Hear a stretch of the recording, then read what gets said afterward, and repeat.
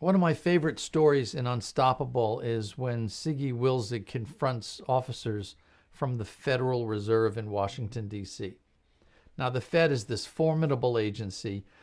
The President of the United States appoints the chairman of the Fed. The officers of the Fed have to be approved by Congress. So they place a call to Siggi's financial advisor, Roger Cohen. He's like the Michael Jordan of banking law.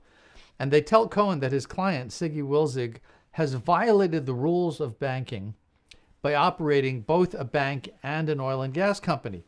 Conflict of interest, they say.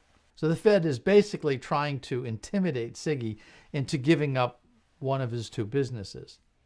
Cohen tells Siggi.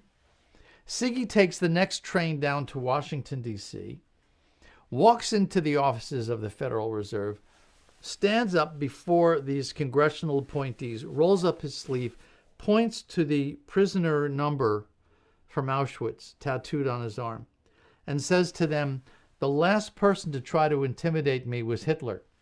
He didn't succeed, and neither will you."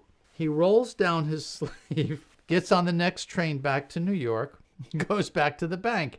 And when his board of directors ask him, "So what were these regulators like?"